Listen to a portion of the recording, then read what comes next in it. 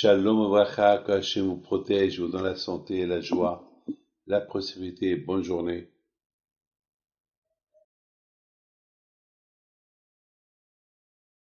Le titre, il fait un peu rigoler. Les esclaves égyptiens 2023. Ça fait rigoler. Vous savez, mes amis, il y a deux sorts de comment ça s'appelle, d'être esclave.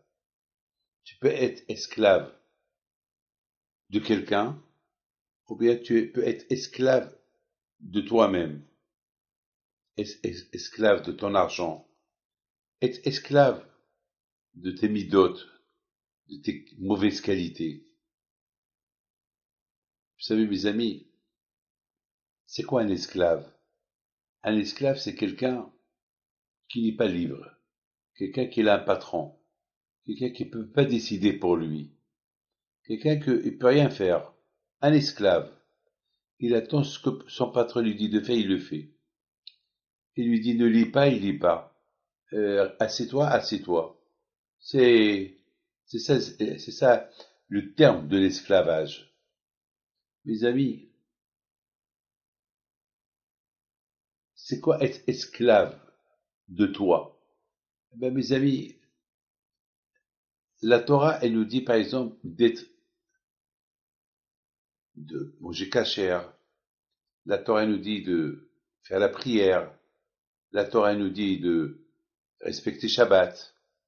La Torah nous dit de se marier, de faire des enfants, faire le Brit Mila.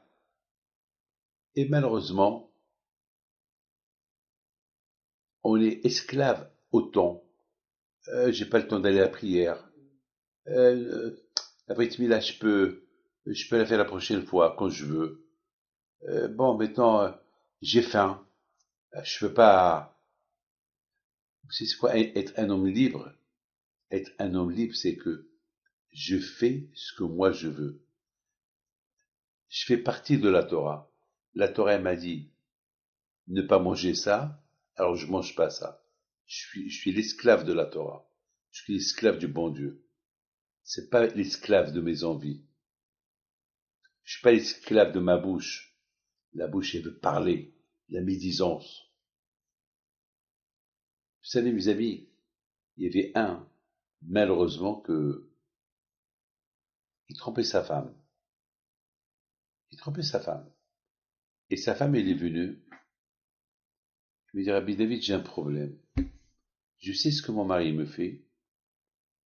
Et je voudrais bien que je divorce.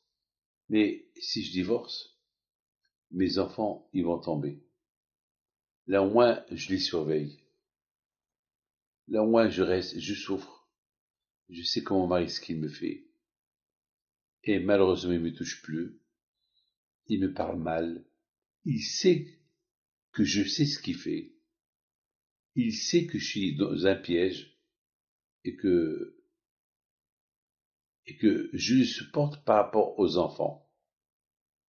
Parce que si je le divorce, donc on va avoir le partage des enfants, et lui avec cette femme, et en plus, malheureusement, cette femme-là, elle est mariée avec un autre, et l'autre aussi, il sait que sa femme le trompe. Enfin, malheureusement, ils sont hachés mort. Deux familles complètement détruites. Je lui dis, Rabbi David, quoi faire? Voilà. Qu'est-ce que vous me conseillez de faire? Eh ben, mon conseil à moi, c'était, madame, pour les enfants, pour la stabilité des enfants. Si tu aimes tes enfants, voilà. Je voudrais pas d'honneur. Il me dit, mais Rabbi David, mais j'ai pris rendez-vous avec un avocat, mais c'est invivable. Et d'autre côté, je me dis, vous êtes ma dernière solution, quoi faire? Je dis, madame, occupez-vous des enfants. Si ils vous les prend à Pessah, ils vont manger du Hametz. Ils vont manger du tarif. Il n'y aura pas de prière. il n'y aura pas ça, il n'y aura pas ça, il n'y aura pas ça. Alors ma fille, sois forte, que le bon Dieu t'aide. Mes amis, c'est pas facile hein, comme conseil que j'ai donné à cette femme-là. C'est pas facile. Et voilà mes amis, Hanouka il arrive. Hanouka il arrive. Vous savez, Hanouka il y avait le mondial, la France contre l'Argentine. Ce monsieur-là, il habite en Argentine. Et puis, il m'appelle. Il me dit, il m'appelle, enfin, on m'a prévu qu'il allait m'appeler. Il m'appelle. Il me dit, vous savez que je sais que vous connaissez mon histoire, et, et vous savez que malheureusement, je suis pas bien avec ma femme et bon, elle veut pas me divorcer. Et moi aussi, je l'aime un peu, je veux pas la divorcer, mais ça va. Elle accepte ce que je fais. Bon, j'ai rien dit. Je dis, qu'est-ce que vous voulez maintenant? Elle dit, je veux une bracha que l'Argentine, elle gagne. Comme ça, il me dit. Je dis, ça veut dire que tu crois en Dieu? Il me dit, oui, je crois en Dieu. Je dis, alors, si tu crois en Dieu, comment tu fais ça à ta femme? Et comment tu fais? Tu es avec une femme mariée. Il me dit, ouais, mais elle n'est pas juive. Je dis, mais on s'en fout. Juif ou pas juif. Je suis en train de détruire la famille de cette famille qui ne sont pas juifs. Et déjà, ta famille, tu l'as détruit. Et là, tu me demandes une bénédiction. Je dis, tu sais très bien que moi, j'ai un passeport français. Je peux pas prier pour que la France elle perd.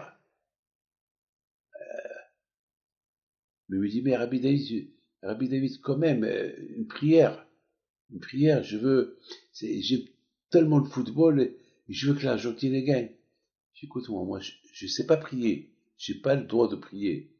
Parce que c'est, ça, c'est une chose du bon Dieu, ça, c'est pas à moi de décider. Je dis, voilà le Maroc.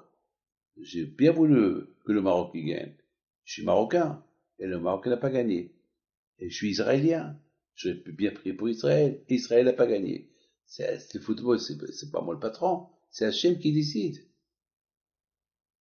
Et maintenant, oublie tout ça. Maintenant, puisque tu m'as appelé, tu sais bien ce que tu fais, c'est pas bien. Vous savez ce qu'il me dit? Il me dit, de toute façon, moi, je fais un vœu. Comme ça, il me dit. Je fais un vœu. Si l'Argentine, elle gagne, alors je vais gagner ma famille. J'écoute mon fils. Ça, c'est un problème entre toi et ta conscience. Il ne faut pas mélanger le bon Dieu, la religion dans les jeux. Ça, entre toi et ta conscience. Mes amis, vous connaissez l'histoire, l'Argentine, elle a gagné. Ah, maintenant, je l'ai appelé. Je l'ai appelé. Déjà 2 semaines plus tard, je l'ai appelé.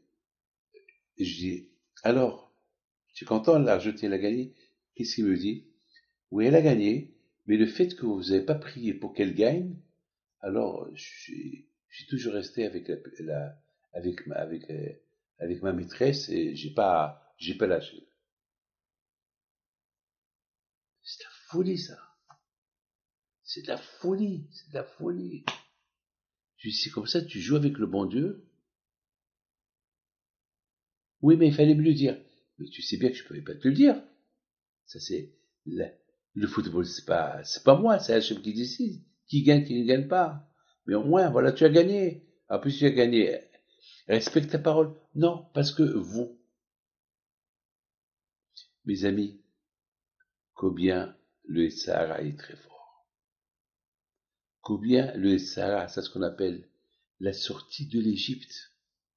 Chacun, il est pris dans un, dans une prison personnelle à lui, une prison individuelle. On peut être coléreux, on est dans une prison de colère, une prison d'envie.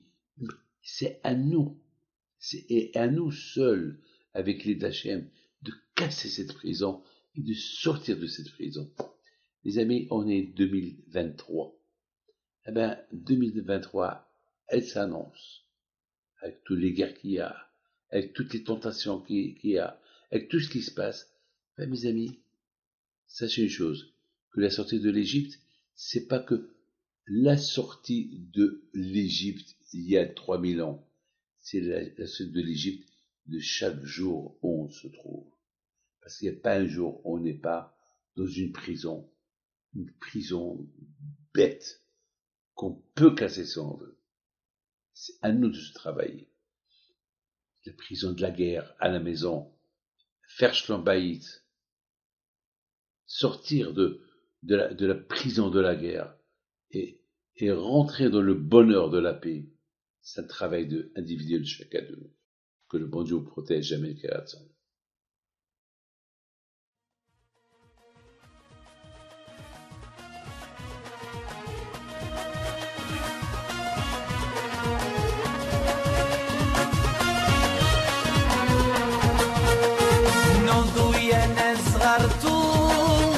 على ربيع حيم بنتو وقف لنا زي خو